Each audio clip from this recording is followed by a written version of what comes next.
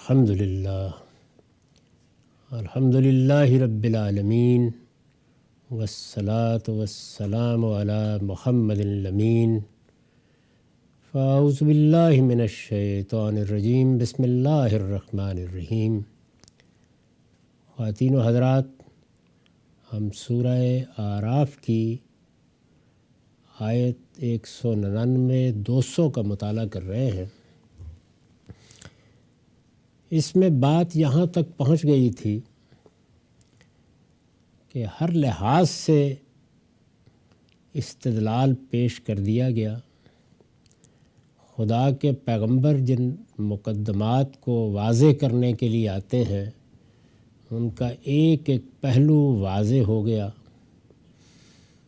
جو کچھ پیش کیا گیا اس پر تاریخ سے دلائل دے دیے گئے، بنی اسرائیل کی سرگزشت سے دلائل دے دیے گئے، اور آخر الامر قریش کے سامنے عہد الست کی رودات بھی رکھ دی گئی۔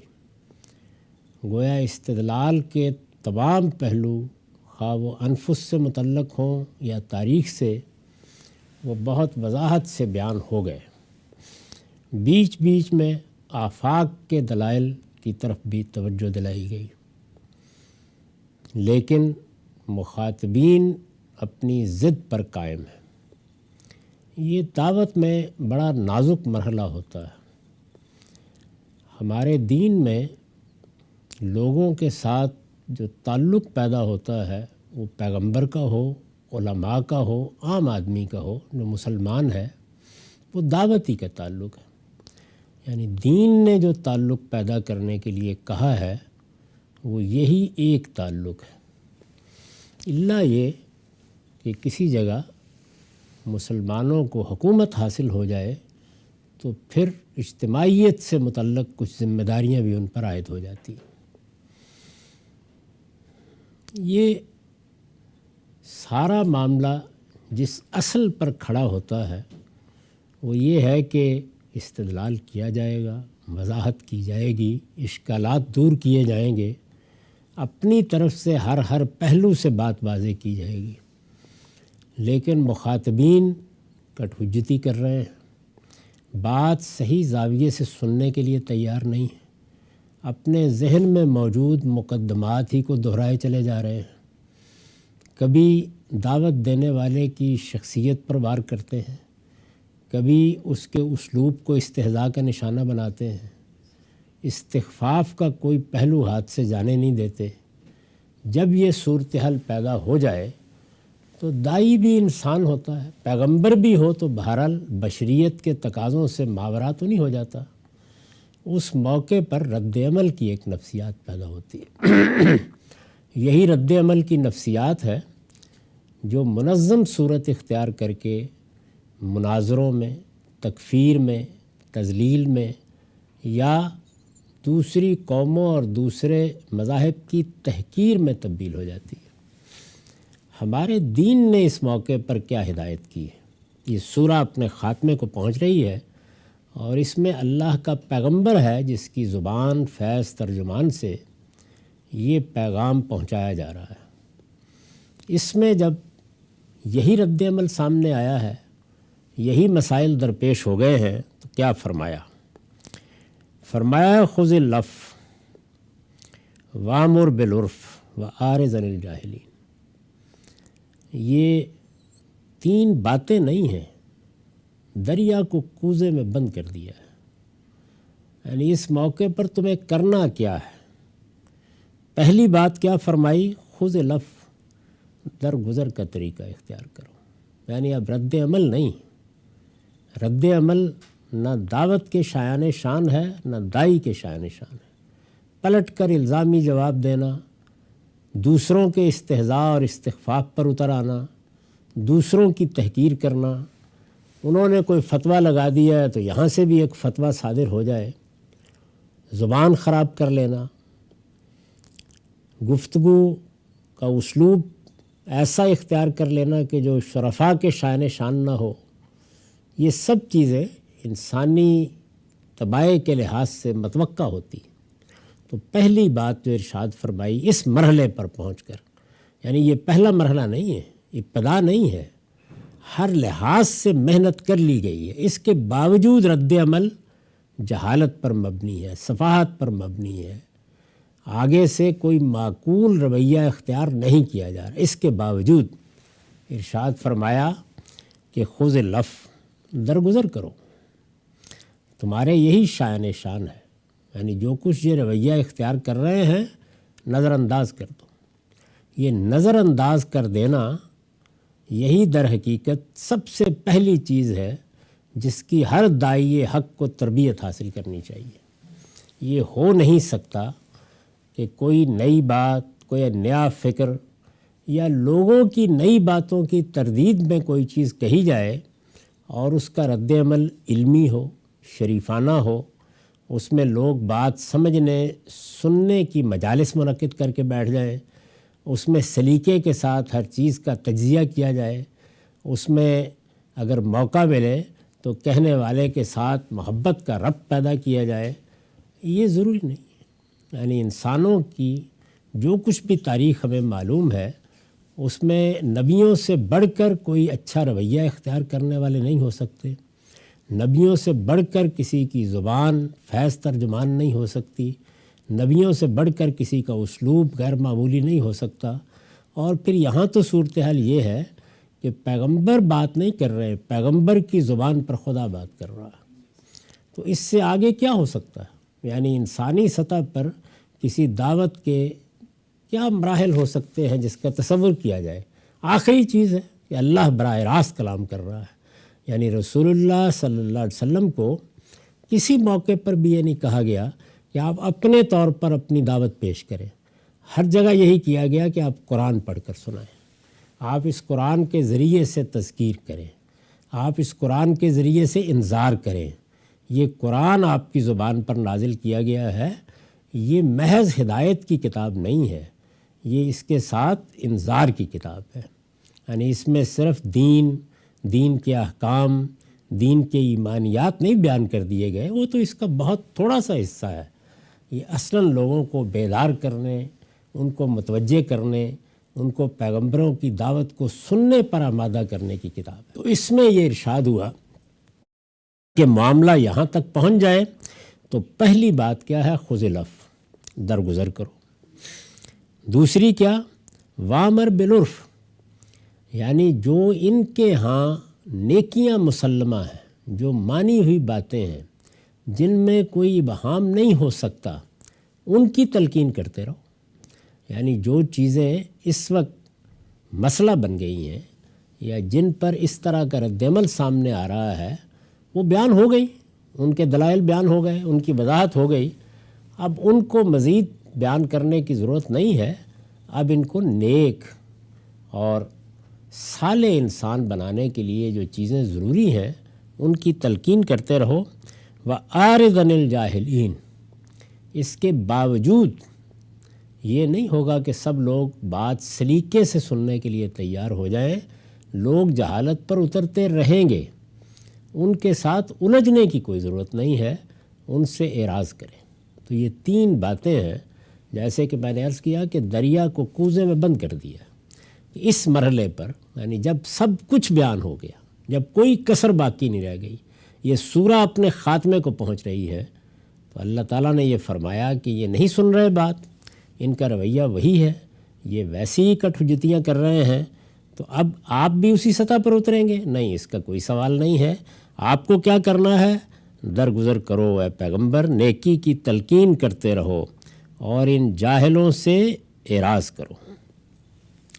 لفظ عرف کے بارے میں اسی کو آپ معروف سمجھ لیجئے، عرف معروف ایک ہی معنی کی الفاظ ہیں۔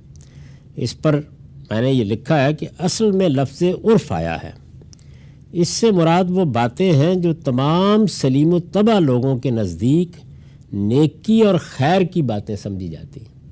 یعنی انسانیت کی جو ایک روایت قائم ہو گئی ہے اور جس میں انسان نے اپنے باطن کا مشاہدہ کر کے جن چیزوں کو نیکی اور خیر مان لیا ہے ان کی تلقین کرتے رہو، اور اس لحاظ سے گویا جانی پہچانی ہوتی ہیں۔ تو چونکہ یہ باتیں جانی پہچانی ہوتی ہیں، یعنی جھوٹ کے بارے میں، سچ کے بارے میں، دیانت کے بارے میں، ملاوٹ کے بارے میں، دھوکے کے بارے میں، غبن کے بارے میں کوئی بڑی تقریر کرنے کی ضرورت نہیں ہوتی۔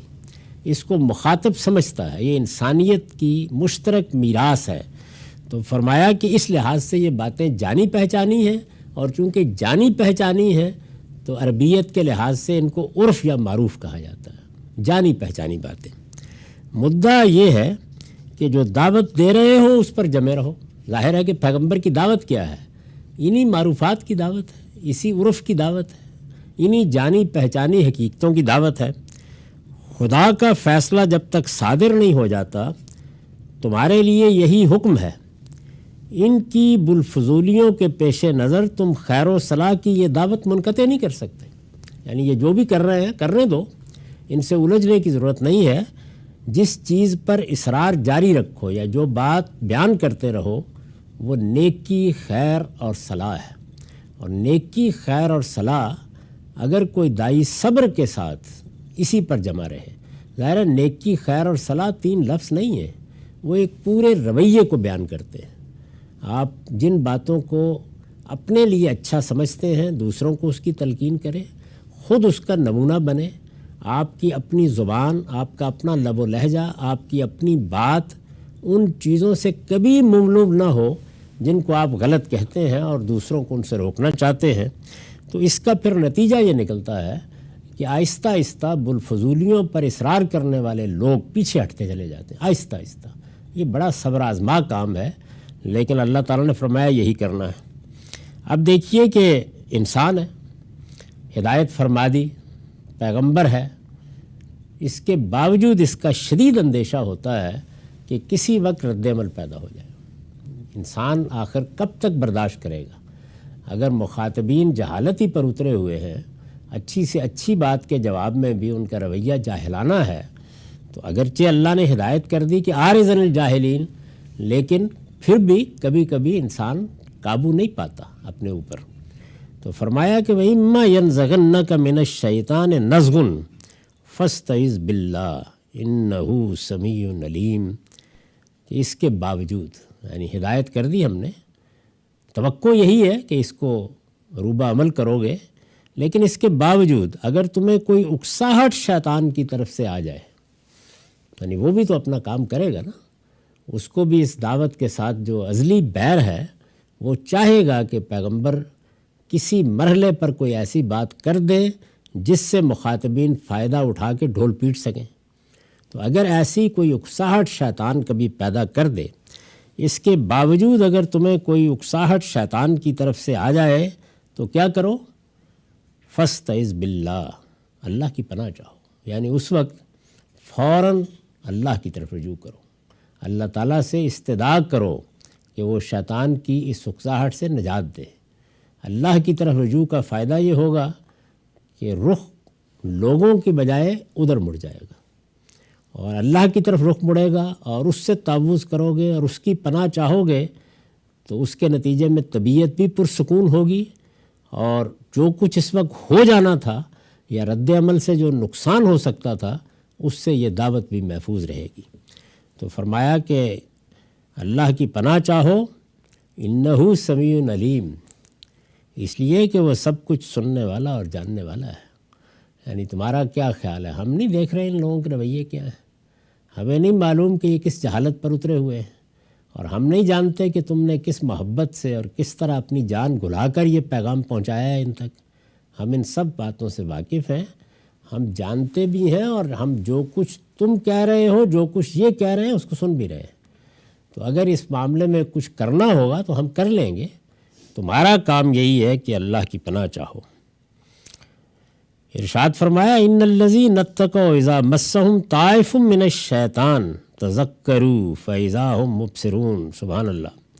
یاد رکھو جو خدا ترس ہیں، اللہ سے ڈرنے والے ہیں، یاد رکھو جو خدا ترس ہیں، انہیں جب شیطان کی کوئی چھوت لاحق ہوتی ہے تو فوراً اپنے پروردگار کا دھیان کرتے ہیں، یعنی وہ اپنا رخ پلٹ کے دوسروں پر حملہ آور نہیں ہو جاتے، وہ اس موقع کے اوپر اپنے رب کو یاد کرتے ہیں، اپنے رب کے ہاں پناہ گیر ہوتے ہیں، اس کی طرف توجہ کرتے ہیں۔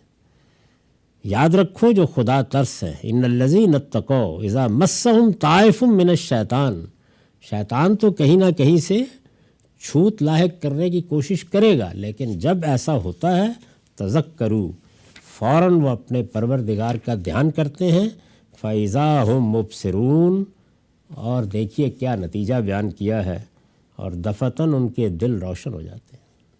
یعنی اللہ کا یہ بہت بڑا انعام ہوتا ہے کسی سچے دائی پر کہ جس وقت وہ اس طرح کے رد عمل کے ہوتے ہوئے اللہ ہی کی طرف رجوع کرتا ہے، کوئی جواب نہیں دیتا، کسی جہالت پر نہیں اترتا، مخالفین جس پستی میں اترتے ہیں کبھی اس کے قریب بھی نہیں جاتا، اور اپنے رب ہی کی طرف ایسے ہر موقع پر رجوع کرتا ہے، تو اس کا ایک نتیجہ بیان کیا ہے کہ دل روشن ہو جاتا ہے۔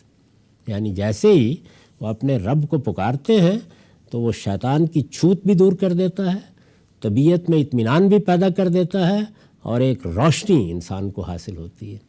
یہ وہ تجربہ ہے کہ جو اگر حق کے سچے دائی کرنا چاہیں تو اپنی زندگی کے ہر مرحلے میں کر سکتے ہیں۔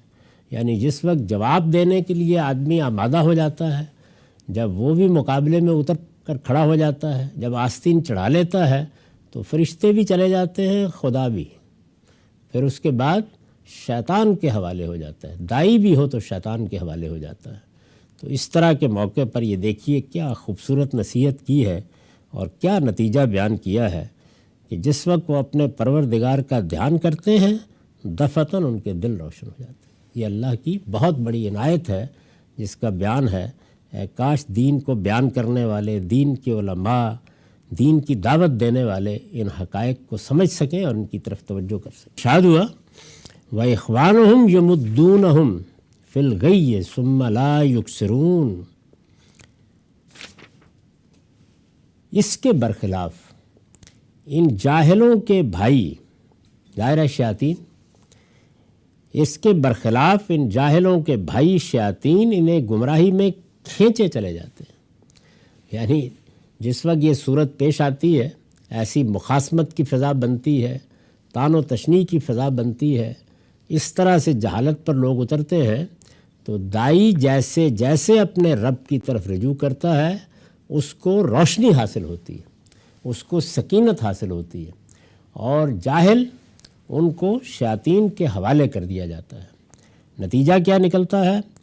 پھر ان کے یہ بھائی، اس کے برخلاف ان کے بھائی انہیں گمراہی میں کھینچے چلے جاتے ہیں، پھر اس میں کوئی کسر اٹھا نہیں رکھتے۔ یعنی انہیں معلوم ہو جاتا ہے کہ اچھا یہ ہم نے حملہ کرایا، اس سے تو کچھ نہ ہوا، اور کراتے ہیں، ہم نے ان کو اکسایا تھا، اس کے نتیجے میں یہ مارکہ برپا کرنا چاہا، دائی پھر بھی خاموش ہے، اسی راستے پر ہے کہ خذ العفو وامر بالعرف واعرض عن الجاہلین، اور زیادہ تیزی کے ساتھ حملہ کراتے ہیں، اور الزامات لگواتے ہیں، اور اتہامات کی بارش کراتے ہیں۔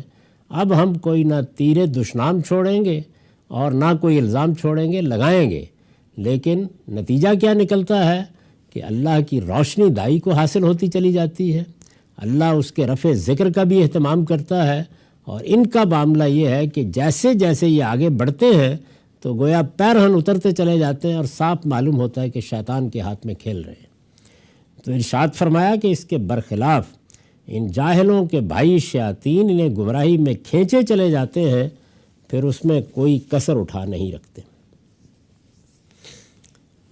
یہ ساری بات کس سیاق میں ہوئی؟ یعنی یہ ساری دعوت علم و عقل کی بنیاد پر پیش کی گئی۔ پوری سورہ اب خاتمے کو پہنچ رہی ہے، شروع سے اس سورہ کا سادہ ترجمہ پڑھ جائیے، نہایت خوبصورت طریقے سے ایک ایک چیز پر استدلال کیا گیا ہے۔ مطالبہ کیا ہے؟ مطالبہ یہ ہے کہ کوئی غیر معمولی نشانی دکھاؤ، کوئی خرق عادت، کوئی معجزہ، پھر دیکھیں گے، تمہاری بات سنیں گے۔ اب قرآن کو اصرار ہے کہ علم و عقل کی بنیاد پر بات سنو، استدلال کی بنیاد پر بات سنو۔ تو ارشاد ہوا وَإِذَا لَمْ تَأْتِهِمْ بِآيَةٍ قَالُوا لَوْ لَاجْتَبَيْتَهَا قُلْ إِنَّمَا أَتَّبِعُ مَا يُوحَىٰ إِلَيَّ مِن رَّبِّي هَٰذَا بَصَائِرُ مِن رَّبِّكُمْ وَهُدًى وَرَحْمَةٌ لِّقَوْمٍ يُؤْمِنُونَ۔ ایک ایک لفظ ایسا اعجاز ہے قرآن کا، ان کے مطالبے پر تم ان لوگوں کے سامنے جب کوئی نشانی پیش نہیں کرتے، یعنی جہالت پر اترے ہوئے ہیں، دلیل سے بات سننے کے لیے تیار نہیں ہے، علم و عقل کی روشنی میں کسی چیز کو سمجھنے کے لیے آمادہ نہیں ہے، بار بار نشانی کا، معجزے کا مطالبہ کرتے ہیں، اور جب تم معذرت کر دیتے ہو اور کہتے ہو کہ میں نہیں پیش کر رہا، ان کے مطالبے پر تم ان لوگوں کے سامنے جب کوئی نشانی پیش نہیں کرتے تو کہتے ہیں کہ تم نے اپنے لیے کوئی نشانی کیوں نہیں گھڑ لی۔ یہ بڑا ہی بلیغ جملہ ہے، نشانی کیوں نہیں گھڑ لی۔ اس میں طنز، تعریض، یوں سمجھ لیجئے کہ آخری درجے میں چھپی ہوئی ہے۔ یہ سری تان کا جملہ ہے، یہ میں نوٹ سنا رہا ہوں، یہ سری تان کا جملہ ہے، یعنی یہ محض نشانی مانگنا نہیں ہے، یہ سری تان کا جملہ ہے۔ مطلب یہ ہے کہ یہ قرآن گھڑ گھڑ کے سناتے ہو نا، مطلب یہ ہے کہ قرآن گھڑ کر لا سکتے ہو تو اپنے دعویٰ نبوت کی تاکید کے لیے کوئی معجزہ بھی گھڑ کے لے آؤ، یعنی اگر یہ تمہارے لیے ممکن ہے تو وہ بھی کر ڈالو پھر۔ تو ظاہر ہے کہ اس میں نشانی اب نہیں مانگی جا رہی، بلکہ سخت قسم کی طنز اور تعریض کی جا رہی ہے کہ اگر یہ کارنامہ ادھر ادھر سے چیزیں جمع کر کے پورا کر رہے ہو اور کہتے ہو کہ یہی کتاب معجزہ ہے، تو پھر وہ معجزہ بھی کون سا گھڑ کے لانا مشکل ہے، گھڑ کے لانا۔ تو اس میں در حقیقت تعریض، طنز، جلن چھپی ہوئی ہے۔ یہ سری تان کا جملہ ہے، مطلب یہ ہے کہ قرآن گھڑ کر لا سکتے ہو تو اپنے دعویٰ نبوت کی تائید کے لیے کوئی معجزہ بھی گھڑ کر لے آؤ۔ اس مفہوم کے لیے اصل میں لفظ اشتباہ آیا ہے، یعنی جو لفظ گھڑ کر لانے کے لیے اصل میں استعمال ہوا ہے وہ اشتباہ ہے۔ اس کے لغوی معنی تو کسی چیز کا انتخاب کر لینے کے ہیں، مگر طنزیہ اسلوب نے یہاں اس میں گھڑنے اور بنا لینے کے معنی پیدا کر دیے۔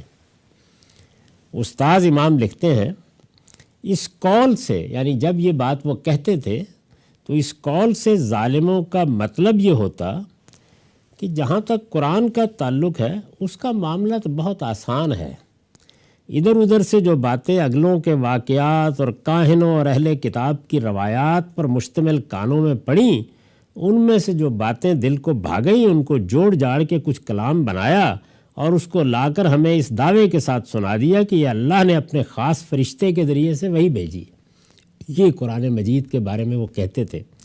لیکن اب ہم نے مطالبہ جو معجزے کا رکھ دیا ہے تو تمہاری کچھ پیش نہیں جاتی، اس لیے کہ ادھر ادھر سے باتیں چھانٹ لینا اور چیز ہے، معجزہ دکھانا اور چیز ہے۔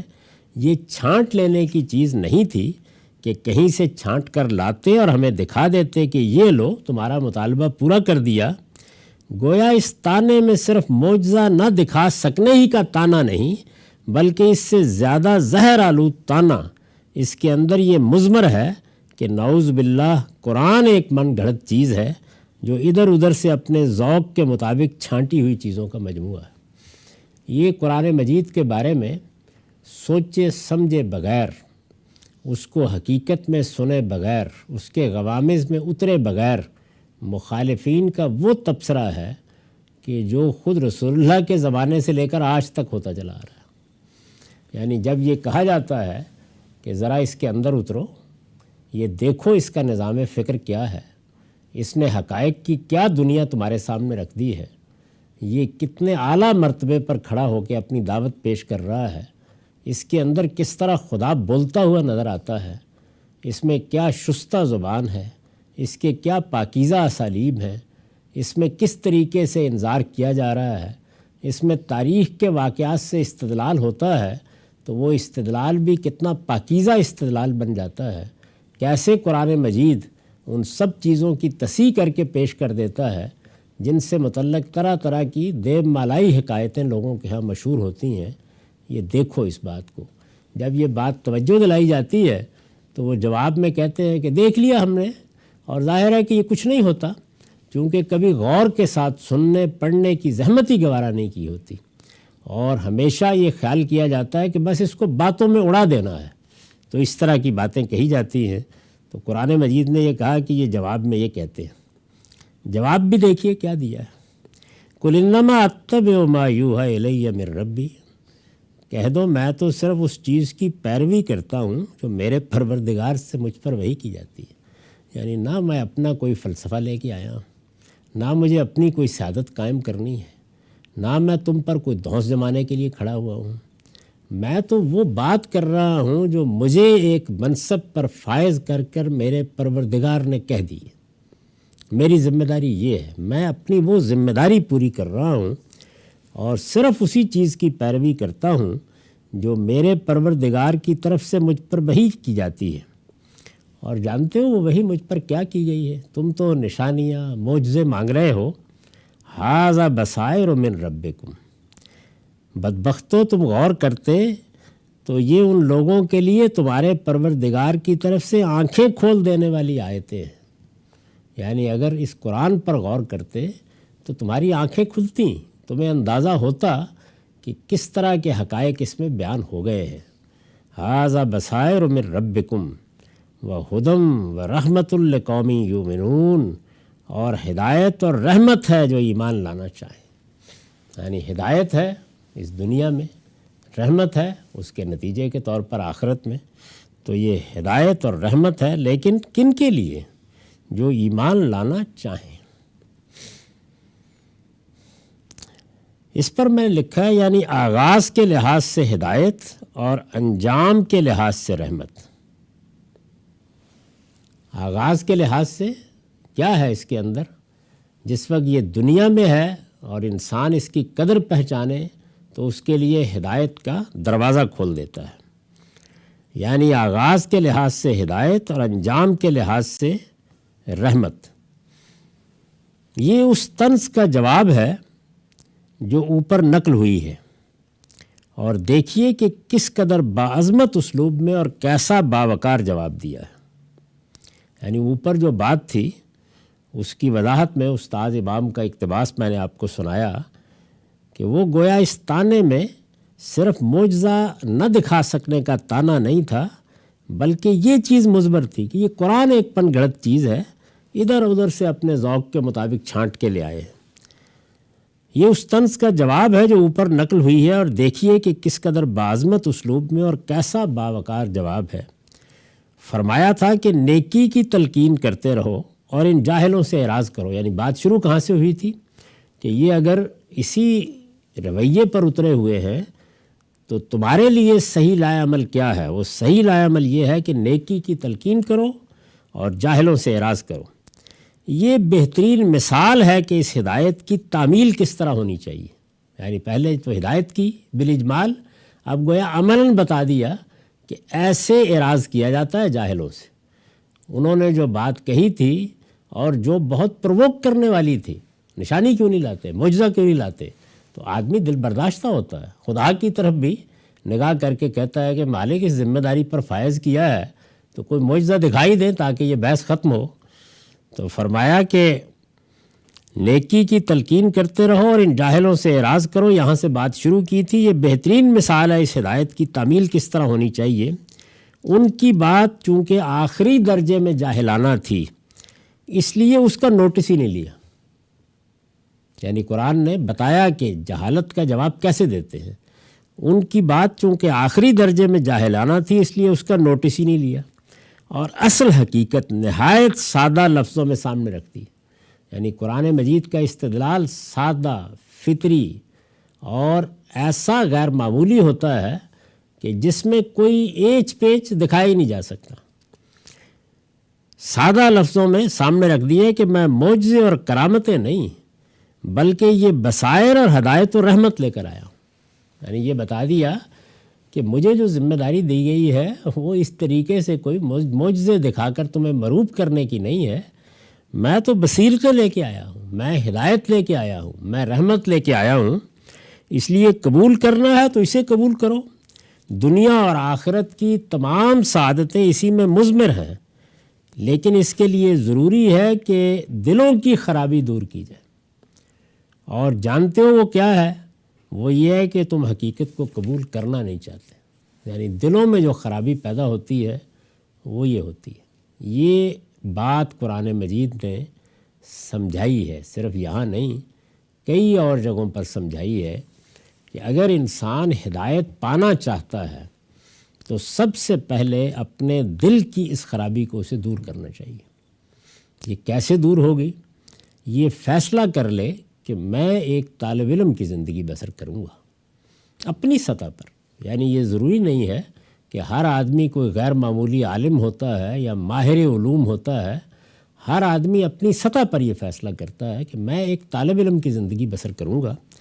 اور طالب علم کی زندگی کا ایک بنیادی تقاضا یہ ہے کہ جب میرے سامنے کوئی چیز آئے گی تو میں اس کو بغیر کسی تعصب کے سنوں گا، اور یہ اپنے باطن میں فیصلہ کر کے سنوں گا کہ اگر یہ حق ہے، اگر اس میں صحیح بات ہے تو مجھے اس کو ماننا ہے۔ میری کوئی انانیت، میرا کوئی پس منظر کا دعویٰ، میرا کوئی ماضی اس میں رکاوٹ نہیں بننا چاہیے۔ ایک بار انسان یہ فیصلہ کر لے اور طالب علمانہ رویہ اختیار کر لے، یہ ایک بار وہ اختیار کرے گا، پہلی مرتبہ ذرا مشکل پیش آئے گی، بعد میں لوگوں کے لیے اس کی شہرت ہی ایک طالب علم کی ہوگی۔ تو اس وجہ سے پھر سب مراحل آسان ہو جاتے ہیں۔ پہلے مرحلے میں جس طرح زمین کے مدار سے نکلنا مشکل ہوتا ہے، ایک بار آپ اس کو توڑ دیتے ہیں۔ ہمارے جلیل القدر استاد کہا کرتے تھے کہ اگر صبح اٹھنے کی سعادت حاصل کرنی ہو تو اس کا طریقہ یہ ہے کہ جب پہلی مرتبہ آنکھ کھولے تو اپنے پاؤں زمین پر رکھ دو۔ اگر سو گئے اور یہ خیال کیا کہ اچھا کچھ دیر میں صحیح، پھر نہیں اٹھو۔ تو اس لیے انسان کو پہلی مرتبہ اقدام کرنا ہوتا ہے۔ جب ایک طالب علمانہ رویے کے لیے اقدام کر لیا جائے گا، یعنی انسان اپنا فیصلہ سنا دے گا اپنے باطن کو۔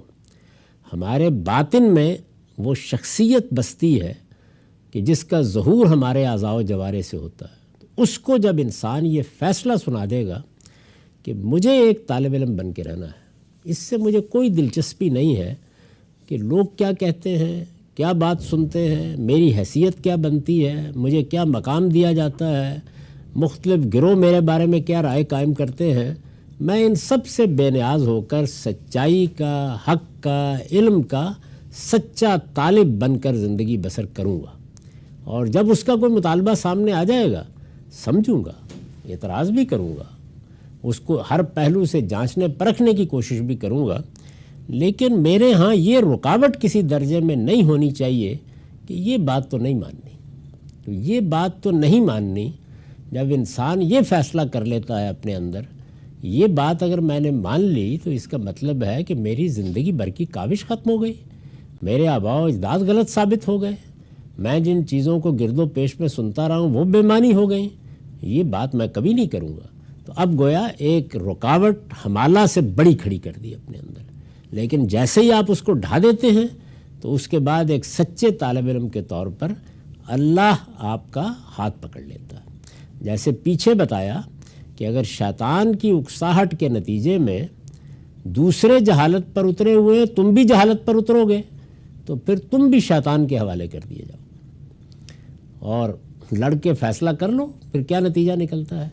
لیکن جس وقت تم شیطان کی اکساہٹ کو قبول کرنے سے انکار کر دو گے تو اللہ تعالیٰ کی طرف سے تمہارے لیے رحمت، ہدایت اور نصرت کا اہتمام کیا جائے گا، اس کے فرشتے تمہارے اوپر سکینت نازل کریں گے، یعنی پھر اللہ کی یہ مدد اور اللہ تعالیٰ کی یہ نصرت حاصل ہوگی۔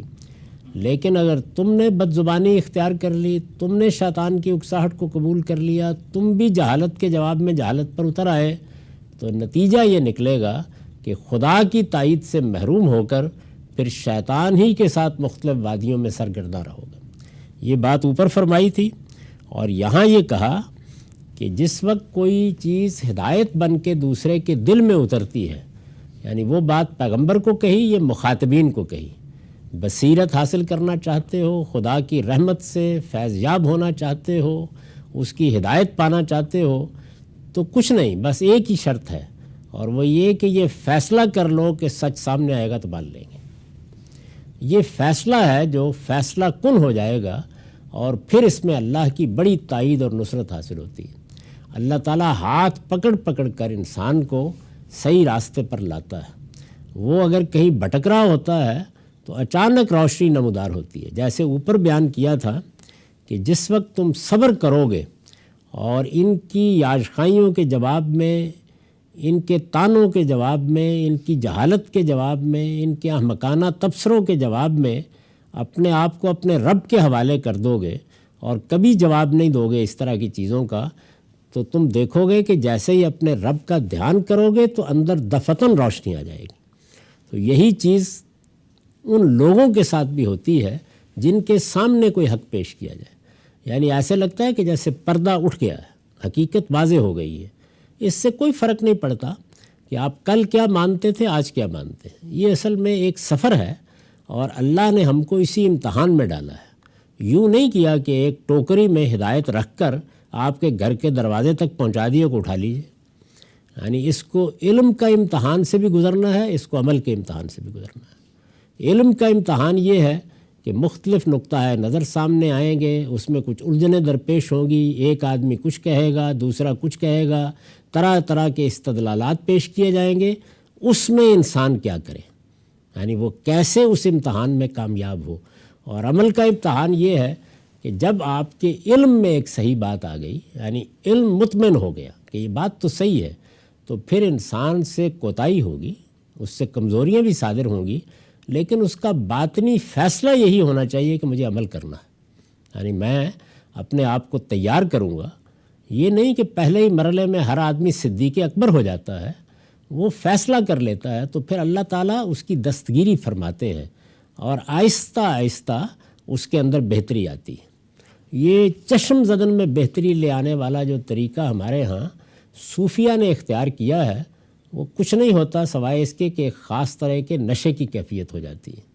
انسان کو اگر اپنے آپ کو بیدار رکھ کر ہدایت پانی ہے تو اس میں بہرحال نشیب بھی آئیں گے، فراز بھی آئیں گے، گرے گا بھی، سنبھلے گا بھی، شیطان کی اکساہٹیں بھی ہوں گی، ان سے گریز و فرار کے راستے بھی ہوں گے۔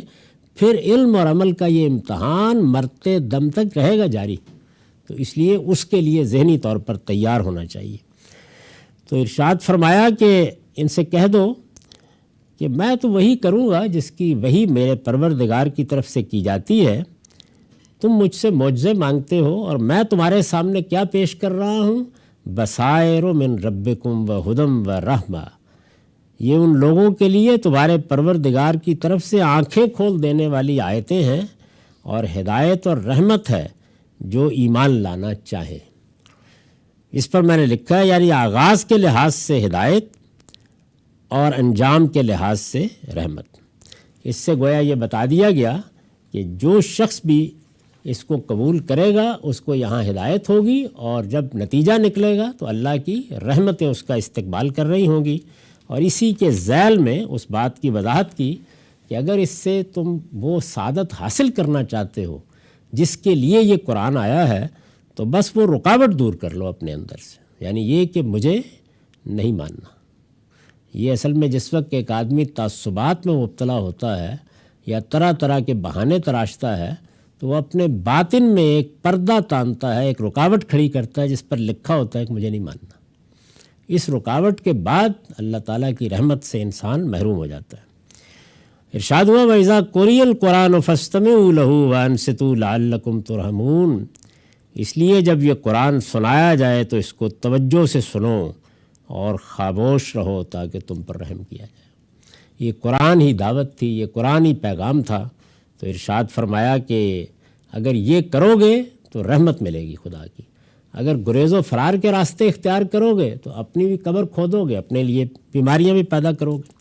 وَاذْكُرْ رَبَّكَ فِي نَفْسِكَ تَضَرُّعًا وَخِيفَةً وَدُونَ الْجَهْرِ مِنَ الْقَوْلِ بِالْغُدُوِّ وَالْآصَالِ وَلَا تَكُن مِّنَ الْغَافِلِينَ إِنَّ الَّذِينَ عِندَ رَبِّكَ لَا يَسْتَكْبِرُونَ عَنْ عِبَادَتِهِ وَيُسَبِّحُونَهُ وَلَهُ يَسْجُدُونَ، اپنے رب کو صبح و شام یاد کرو اے پیغمبر، دل ہی دل میں عاجزی اور خوف کے ساتھ، اور بولنے میں ہلکی آواز سے، اور ان لوگوں میں سے نہ ہو جاؤ جو غفلت میں پڑے ہیں۔